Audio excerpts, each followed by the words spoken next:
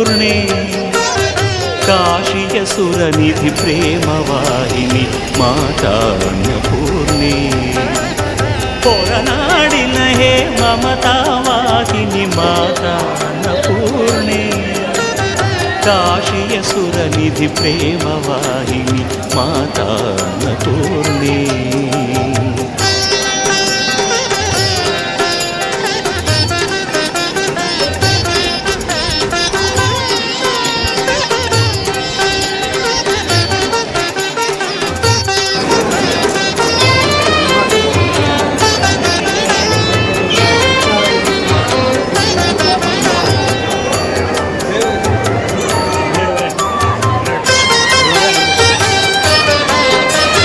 ಕೈಲಾಸವಿದು ನಿನ್ನಯಾಲಯ ಬಣ್ಣಿಸದ ಸದಳವು ನಿನ್ನಯ ಭವ್ಯ ನೋಡಿದ ಕಂಕಳೆ ಪಾವನವು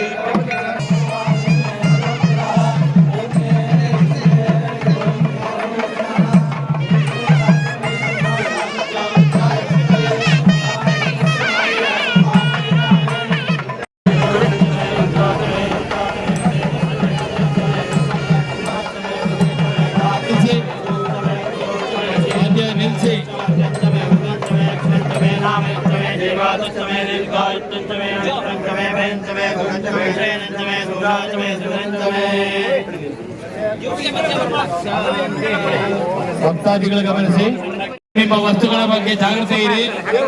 ನಿಮ್ಮ ಮೊಬೈಲು, ಪರ್ಸು, ಚಿನ್ನಾಭರಣಗಳ ಬಗ್ಗೆ ಜಾಗೃತಿ ಇರಿ. ನಿಮ್ಮ ಪರ್ಸನಲ್ ಬಿಲಾಂಗ್ಸ್ ಬಗ್ಗೆ ಜಾಗೃತಿ ಇರಿ. ನಿಮ್ಮ ಪರ್ಸು, ಮೊಬೈಲು, ಆಭರಣಗಳ ಬಗ್ಗೆ ಜಾಗೃತಿ ಇರಿ.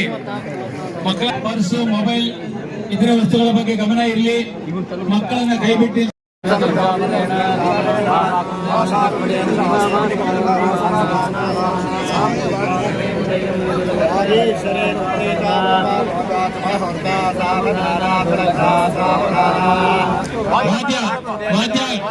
ವಾದ್ಯ ರೆಡಿ ಮಾಡ್ಕೊಳ್ಳಿ. ಗಟ್ಟಿ ಮೇಳ.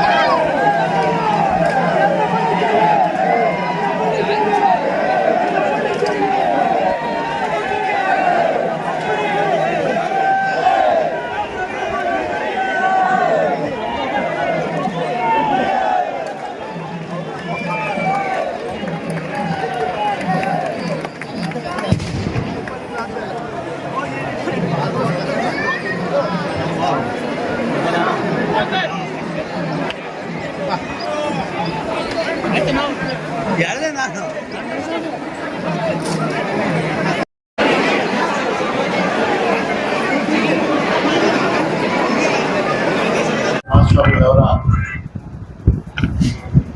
ಪೀಠಾರೋಹಣದ ಸ್ವರ್ಣ ಮಹೋತ್ಸವದ ಸವಿನೆನಪಿಗಾಗಿ ಶ್ರೀ ಸಂಸ್ಥಾನದವರ ಅಪೇಕ್ಷೆಯಂತೆ ಅವರ ಕರಕಮಲ ಸಂಜಾತರಾಗಿರ್ತಕ್ಕಂಥ ಪೂಜ್ಯ ವಿಧುಶೇಖರ ಭಾರತಿ ಮಹಾಸ್ವಾಮಿಗಳವರ ಅಪ್ಪಣೆಯಂತೆ ಇಡೀ ದೇಶದಲ್ಲಿ ಹರಿಹರಾಮೃತ ಅಂತಕ್ಕಂಥ ನಾಮ ಬರವಣಿಗೆಯನ್ನು ಕೋಟಿ ಸಂಖ್ಯೆಯಲ್ಲಿ ಬರೆದು ಅದನ್ನು ಶ್ರೀಮಠಕ್ಕೆ ಸಮರ್ಪಣೆಯನ್ನು ಮಾಡಿ ಶ್ರೀ ಸಂಸ್ಥಾನ ವಿಶೇಷವಾಗಿ ನಿರ್ಮಾಣ ಮಾಡ್ತಾ ಇರ್ತಕ್ಕಂಥ ಆಲಯದಲ್ಲಿ ಅದನ್ನು ಭೂಮಿಯಲ್ಲಿ ಸ್ಥಿರವಾಗಿ ಶಾಶ್ವತವಾಗಿ ನೆಲೆಗೊಳಿಸುವಂಥ ವ್ಯವಸ್ಥೆಯನ್ನು ಮಾಡಿಕೊಂಡು ಆ ಮುಖಾಂತರವಾಗಿ ಹರಿಹರರಲ್ಲಿ ಭೇದ ಇಲ್ಲ ಅನ್ನುವುದನ್ನು ಸಮಾಜಕ್ಕೆ ತಿಳಿಸುವ ಮುಖಾಂತರವಾಗಿ ದೇವರ ಅಸ್ತಿತ್ವ, ದೇವರ ಸಾನ್ನಿಧ್ಯ ಏಕರೂಪವಾಗಿರುವುದು, ನಾಮ ಹಲವಾದರೂ ರೂಪ ಒಂದೇ ಅನ್ನುವಂಥದ್ದನ್ನು ಸಮಾಜದಲ್ಲಿ ನಿರಂತರವಾಗಿ ಬಿತ್ತಬೇಕು. ದೇಶದಲ್ಲಿ ಧರ್ಮ, ಸಂಸ್ಕೃತಿ, ಪರಂಪರೆ, ಆಚಾರ ವಿಚಾರಗಳು ನಿರಂತರವಾಗಿ ಉಳಿಯಬೇಕು. ಎಲ್ಲರಿಗೂ ಸುಖ, ಶಾಂತಿ, ನೆಮ್ಮದಿ, ಸೌಹಾರ್ದತೆಯಿಂದ, ಪ್ರೀತಿಯಿಂದ, ವಿಶ್ವಾಸದಿಂದ ಬದುಕಿ ಬಾಳುವಂತಹ ಮಹಾಭಾಗ್ಯ ಪ್ರಾಪ್ತವಾಗಬೇಕು ಅನ್ನುವಂಥ ಮಹಾಸಂಕಲ್ಪದಿಂದ ಪರಮಪೂಜ್ಯ ಶ್ರೀ ಶ್ರೀ ದಕ್ಷಿಣಾಮ್ನಾಯ ಶೃಂಗೇರಿ ಶಾರದಾ ಪೀಠಾಧೀಶ್ವರಾಗಿರ್ತಕ್ಕಂಥ ವಿಧುಶೇಖರ ಭಾರತಿ ಮಹಾಸ್ವಾಮಿಗಳವರ ಅಪ್ಪಣೆಯಂತೆ ಈ ಒಂದು ಮಹತ್ತರವಾಗಿದ್ದ ಕಾರ್ಯಕ್ರಮ ಇಡೀ ಕರ್ನಾಟಕದಾದ್ಯಂತ, ಯಾಕೆ ಭಾರತದಾದ್ಯಂತ ಈ ಒಂದು ಕಾರ್ಯಕ್ರಮಕ್ಕೆ ಚಾಲನೆಯನ್ನು ಕೊಟ್ಟಿದ್ದಾರೆ. ಈ ಚಾಲನೆ ಹೋದ ವರ್ಷ ರಾಮೋತ್ಸವದಲ್ಲಿ ಪ್ರಾರಂಭವಾಗಿ ಈ ವರ್ಷದ ರಾಮೋತ್ಸವದ ಶುಭ ದಿನದಂದು ಇದು ದೇವರಿಗೆ ಮತ್ತು ಗುರುಗಳಿಗೆ ಸಮರ್ಪಣೆ ಆಗತಕ್ಕಂಥ ಒಂದು ಮಹಾಭಾಗ್ಯವನ್ನ ಸಂಸ್ಥಾನ ಅನುಗ್ರಹಿಸಿದ್ದಾರೆ. ಇದರಲ್ಲಿ ಹಿಂದೂ ಸನಾತನ ಧರ್ಮದ ಮೇಲೆ ಅಚಲವಾಗಿರ್ತಕ್ಕಂಥ ನಂಬಿಕೆ, ವಿಶ್ವಾಸ ಮತ್ತು ಅಭಿಮಾನ, ಪ್ರೀತಿ ಇರ್ತಕ್ಕಂಥ ಪ್ರತಿಯೊಬ್ಬರೂ ಕೂಡ ಈ ಒಂದು ಲೇಖನಿ ಯಜ್ಞದಲ್ಲಿ ಭಾಗವಹಿಸಿ ಗುರುವಿನ ಅನುಗ್ರಹಕ್ಕೂ ದೇವರ ಅನುಗ್ರಹಕ್ಕೂ ಪಾತ್ರರಾಗಿ ನಿಮ್ಮೆಲ್ಲರ ಬದುಕಿನಲ್ಲಿ ಸುಖ, ಶಾಂತಿ, ನೆಮ್ಮದಿ, ಆಯುರಾರೋಗ್ಯ, ಭಾಗ್ಯಾದಿ ಸಕಲ ಸೌಭಾಗ್ಯಗಳು ನಿರಂತರವಾಗಿ ಪ್ರಾಪ್ತವಾಗಲಿ, ಆಯುಷ್ವಂತರಾಗಿ, ಯಶವಂತರಾಗಿ, ಕೀರ್ತಿವಂತರಾಗಿ ಬಾಳಬೇಕು ಅನ್ನುವಂತಹ ಗುರು ಸಂದೇಶವನ್ನ ಪಡೆದುಕೊಳ್ತಕ್ಕಂಥ ಮಹಾಭಾಗ್ಯಕ್ಕೆ ಈ ಒಂದು ಹರಿಹರಾಮೃತ ಅಂತಕ್ಕಂಥ ಲೇಖನಿ ಯಜ್ಞ ಅದಕ್ಕೆ ಈ ದೇದೀಪ್ಯಮಾನವಾಗಿರ್ತಕ್ಕಂಥ ಬೆಳಕಾಗಲಿ ಅಂತ ಹೇಳಿ ಶ್ರೀ ಕ್ಷೇತ್ರದ ಪರವಾಗಿ ಶುಭ ಹಾರೈಕೆಯನ್ನು ಸಲ್ಲಿಸ್ತಾ ಗುರುದೇವರ ಅನುಗ್ರಹ ಲೋಕಕ್ಕೆ ಸರ್ವ ರೀತಿಯಾಗಿ ಮಂಗಳವನ್ನು ಉಂಟು ಮಾಡಲಿ ಅಂತ ಹೇಳಿ ಗುರುಚರಣವನ್ನು ದೇವರ ಸನ್ನಿಧಿಯನ್ನು ಪ್ರಾರ್ಥಿಸಿ ಶುಭವನ್ನ ಹಾರೈಸ್ತಾ ಇದ್ದೇವೆ. ಶುಭವಿದೆ.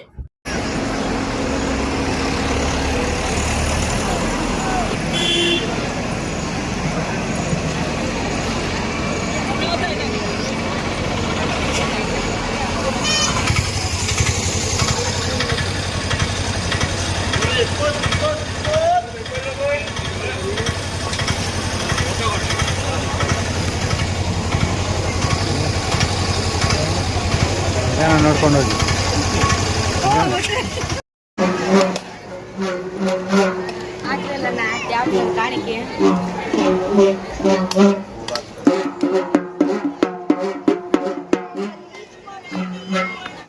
ಚರಣ ಕಮಲಗಳಿಗೆ ಸಾಷ್ಟಾಂಗ ಪ್ರಣಾಮಗಳನ್ನು ಸಮರ್ಪಣೆಯನ್ನು ಮಾಡ್ಕೊಳ್ತಾ ಪಾಲ್ಗುಣ ಮಾಸದ ಶುಕ್ಲ ಪಕ್ಷದ ಪ್ರತಿಪದೆಯಿಂದ ಪಂಚಮಿಯವರೆಗೆ ಶ್ರೀ ಜಗನ್ಮಾತೆಯ ಸನ್ನಿಧಿಯಲ್ಲಿ ಪಾರಂಪರಿಕವಾಗಿ ನಡ್ಕೊಂಡು ಬಂದಿರತಕ್ಕಂಥ ರಥೋತ್ಸವ ಕಾರ್ಯಕ್ರಮ ತದಿಗೆ ದಿವಸ 12:34 ಸಲ್ಲುವ ಶುಭ ಲಗ್ನದಲ್ಲಿ ಬ್ರಹ್ಮರಥೋತ್ಸವ ಕಾರ್ಯಕ್ರಮ ಈಗ ತಾನೇ ತಾಯಿಗೆ ನೆರವೇರಿಸಿ ಎಲ್ಲ ಭಕ್ತರು ಭಾಗವಹಿಸಿ ಕೃತಾರ್ಥರಾಗಿದ್ದಾರೆ.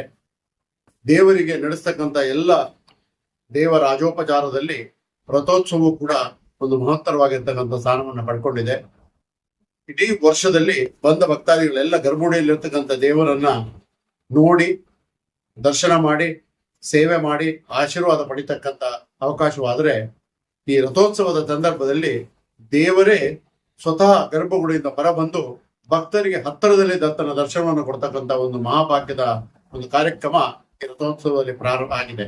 ಇದರಲ್ಲಿ ಇನ್ನೊಂದು ಬಹಳ ಮುಖ್ಯವಾಗಿ ಗಮನಿಸಬೇಕಾದ್ದು, ದೇವರನ್ನ ಅಲಂಕಾರಿತವಾಗಿರ್ತಕ್ಕಂಥ ರಥದಲ್ಲಿ ಕುಳ್ಳಿರಿಸಿ ನಾವೆಲ್ಲ ಭಕ್ತಿ ಶ್ರದ್ಧೆಯಿಂದ ಹಗ್ಗಕ್ಕೆ ಕೈ ಕೊಟ್ಟು ಆ ರಥವನ್ನು ಎಳಿತಕ್ಕಂಥ ವ್ಯವಸ್ಥೆಯನ್ನ ಮಾಡ್ತೇವೆ. ಆ ದೇವರು ಹೇಗೆ ಎತ್ತರದಲ್ಲಿ ಕೂತಿದ್ದಾರೋ ಹಾಗೆ ನಮ್ಮ ಜೀವನದ ರಥವೂ ಕೂಡ ಒಳ್ಳೆಯ ರೀತಿಯಲ್ಲಿ ಸಾಗಬೇಕು. ನಮ್ಮ ಜೀವನವು ಕೂಡ ಆ ರಥದ ಎತ್ತರದಲ್ಲಿ ಹೇಗೆ ಪರಮಾತ್ಮ ಕೂತಿದ್ದಾನೋ ಹಾಗೆ ನಾವು ಕೂಡ ನಮ್ಮ ಜೀವನದಲ್ಲಿ ಎತ್ತರಕ್ಕೆ ಬೆಳೆಯಬೇಕು ಅನ್ನುವ ಸಂದೇಶವನ್ನ ಪರಮಾತ್ಮ ನಮಗೆ ಅನುಗ್ರಹ ಮಾಡ್ತಾ ಇದ್ದಾನೆ. ಅಲ್ಲಿ ಜಾತಿ ಮತ ಪಂಥ ಪಕ್ಷ ಅಥವಾ ಇವ ಬೇರೆ ಅವ ಬೇರೆ, ಇವ ನನಗೆ ಬೇಕಾದವನು, ಇವ ನನಗೆ ಬೇಡವಾದವನು, ಇವನ ಮೇಲೆ ನನಗೆ ದ್ವೇಷ ಇದೆ, ಯಾವುದೇ ರಾಗದ್ವೇಷಗಳ ಅವಕಾಶವಿಲ್ಲದೆ ನಮ್ಮೆಲ್ಲ ಚಿತ್ತ ದೇವರ ಕಡೆಗೆ ಇಟ್ಕೊಂಡು ದೇವರ ರಥವನ್ನ ಹೇಗೆ ಸುಲಭವಾಗಿ ಎಳೆದು ಆ ರಥೋತ್ಸವದ ಕಾರ್ಯದಲ್ಲಿ ಕೈ ಜೋಡಿಸಿ ಭಾಗವಹಿಸ್ತೀವೋ ಹಾಗೇನೆ ನಾವು ಸಮಾಜದಲ್ಲೂ ಕುಟುಂಬದಲ್ಲೂ ಎಲ್ಲರೊಂದಿಗೆ ವಿಶ್ವಾಸದಿಂದ, ಪ್ರೀತಿಯಿಂದ, ಅಭಿಮಾನದಿಂದ, ಶ್ರದ್ಧೆಯಿಂದ, ಭಕ್ತಿಯಿಂದ ಒಬ್ಬರಿಗೊಬ್ಬರಿಗೆ ಅನುಕೂಲಕರವಾಗಿರುವ ರೀತಿಯಲ್ಲಿ ನಮ್ಮನ್ನು ನಾವು ಜೋಡಿಸಿಕೊಂಡು ವ್ಯವಸ್ಥೆ ಮಾಡಿಕೊಂಡು ನಮ್ಮ ಬದುಕಲ್ಲಿ ಎಲ್ಲ ರೀತಿಯ ಸೌಭಾಗ್ಯಗಳನ್ನು ಪಡಿತಕ್ಕಂಥ ಮಹಾಭಾಗ್ಯದ ಒಂದು ಸಂದೇಶವೇ ರಥೋತ್ಸವದ ಸಂದೇಶವಾಗಿ ಜನಮಾನಸಕ್ಕೆ ಪರಮಾತ್ಮ ಅನುಗ್ರಹಿಸಿದ್ದಾನೆ. ರಥೋತ್ಸವದಲ್ಲಿ ವಿಶೇಷವಾಗಿ ರಥೋತ್ಸವ ಇದೆ, ಧಾರ್ಮಿಕವಾಗಿ ಪ್ರಸಾದ ಭೋಜನ ಇದೆ, ಆಮೇಲೆ ಅಂಗಡಿ ಮುಂಗಟ್ಟುಗಳು ಬಂದಿದ್ದಾವೆ. ಬಂದಂತ ಭಕ್ತರಿಗೆ ಒಂದು ಕಡೆಯಲ್ಲಿ ಧಾರ್ಮಿಕ, ಇನ್ನೊಂದು ಕಡೆ ಪ್ರಸಾದ. ಅದೇ ರೀತಿಯಾಗಿ ರಥೋತ್ಸವದ ಪೇಟೆ ಪಟ್ಟಣಗಳಲ್ಲಿ ಬೆಳೀತಕ್ಕಂಥ ಎಲ್ಲ ಅಗತ್ಯ ಇರುವಂತಹ ವಸ್ತುಗಳನ್ನು ಕೊಂಡ್ಕೊಳ್ತಕ್ಕಂಥದ್ದು, ಮಕ್ಕಳಿಗೆ, ಮೊಮ್ಮಕ್ಕಳಿಗೆ, ಹಿರಿಯರಿಗೆ, ಅವರಿಗೆ ಬೇಕಾಗಿರ್ತಕ್ಕಂಥ ವಸ್ತು ಇರ್ಬೋದು, ಅದು ವಸ್ತ್ರ ಇರ್ಬೋದು, ಪಾತ್ರೆ ಇರ್ಬೋದು, ಬೇರೆ ಬೇರೆ ರೀತಿಯ ಎಲ್ಲ ವಸ್ತುಗಳನ್ನ ಪಡ್ಕೊಳ್ತಕ್ಕಂಥ ಮತ್ತು ಆ ವ್ಯಾಪಾರಸ್ಥರಿಗೂ ಕೂಡ ರಥೋತ್ಸವದ ಸಂದರ್ಭದಲ್ಲಿ ಅವರೊಂದಷ್ಟು ಉದ್ಯೋಗವನ್ನು ಮಾಡಿಕೊಂಡು ಅವರ ಉದರ ಪೋಷಣೆಯನ್ನು ಮಾಡ್ಕೊಳ್ಳೋದಕ್ಕೂ ಕೂಡ ಒಂದು ವಿಶಿಷ್ಟವಾದಂತಹ ಅವಕಾಶವನ್ನ ಪರಮಾತ್ಮ ಈ ರಥೋತ್ಸವ ಮುಖಾಂತರವಾಗಿ ಎಲ್ಲರಿಗೂ ಕ್ಷೇಮವಾಗಬೇಕು, ಎಲ್ಲರಿಗೂ ನೆಮ್ಮದಿ ಆಗಬೇಕು, ಎಲ್ಲರಿಗೂ ಸಂತೋಷ ಸಿಗಬೇಕು, ಎಲ್ಲರಿಗೂ ಸಂಭ್ರಮ ಸಿಗಬೇಕು, ಎಲ್ಲರೂ ತೃಪ್ತಿಯಿಂದ ಜೀವನವನ್ನ ಚೆನ್ನಾಗಿ ನಡೆಸಬೇಕು ಅನ್ನುವ ಸದುದ್ದೇಶವೇ ಈ ರಥೋತ್ಸವದಲ್ಲಿ ಕಂಡುಬರತಕ್ಕಂಥ ಒಂದು ಮಹತ್ತರವಾಗಿರ್ತಕ್ಕಂಥ ಫಲಶ್ರುತಿ. ಇದಕ್ಕೆ ಭಾಗವಹಿಸತಕ್ಕಂಥ ಸಮಸ್ತ ಭಕ್ತರಿಗೆ ನಿತ್ಯೋಭಿಷವಾಗಿರ್ತಕ್ಕಂಥ ಶ್ರೇಯಸ್ಸನ್ನ, ಸನ್ಮಂಗಳವನ್ನ, ಆಯುರಾರೋಗ್ಯ ಭಾಗ್ಯಾದಿ ಸಕಲ ಸೌಭಾಗ್ಯವನ್ನ, ಆಯುಷ್ವಂತರಾಗಿ, ಯಶೋವಂತರಾಗಿ, ಕೀರ್ತಿವಂತರಾಗಿ ಬಾಳುವ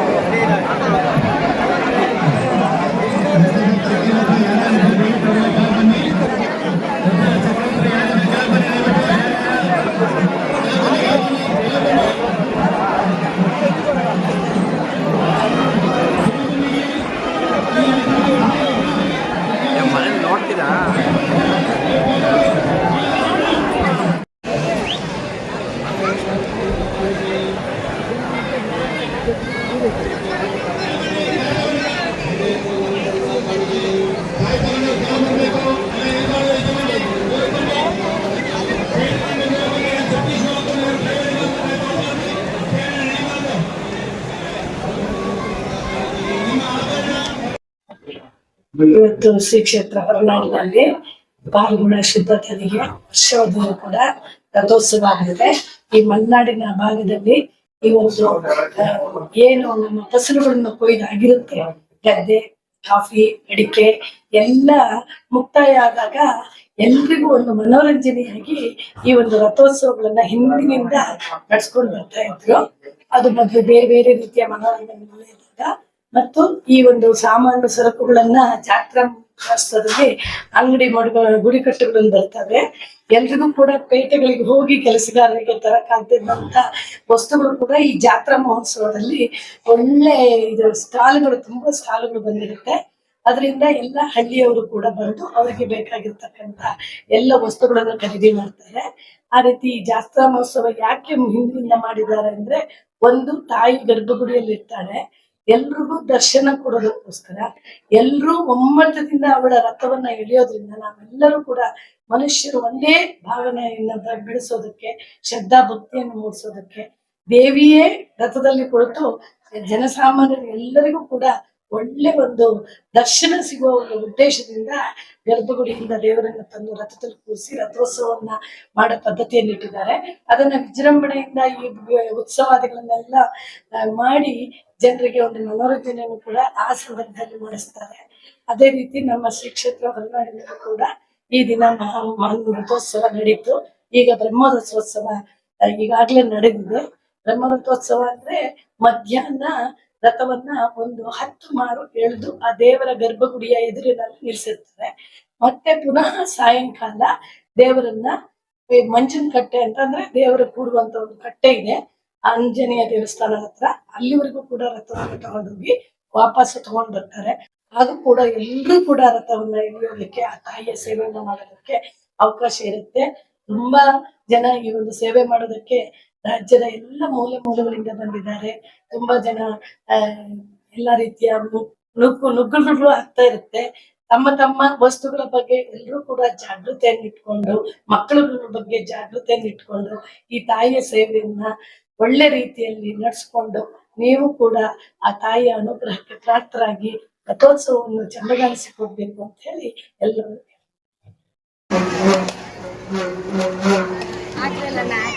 ಕಾಣಿಕೆ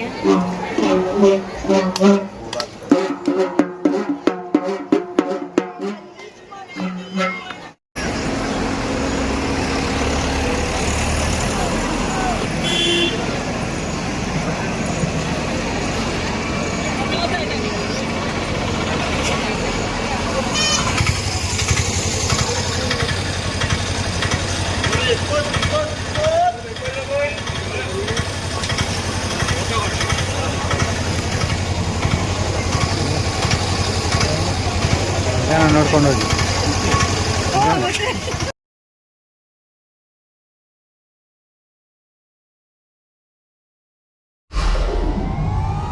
ವಿಡಿಯೋ ನೋಡಿದ್ದಕ್ಕೆ ಧನ್ಯವಾದಗಳು. ಮುಂದಿನ ವಿಡಿಯೋದಲ್ಲಿ ಸಿಗೋಣ. ಕ್ಷಣ ಕ್ಷಣದ ಸುದ್ದಿಗಾಗಿ ವೀಕ್ಷಿಸಿ ನ್ಯೂಸ್ ಕರ್ನಾಟಕ, ಸದಾ ನಿಮ್ಮ ಜೊತೆ.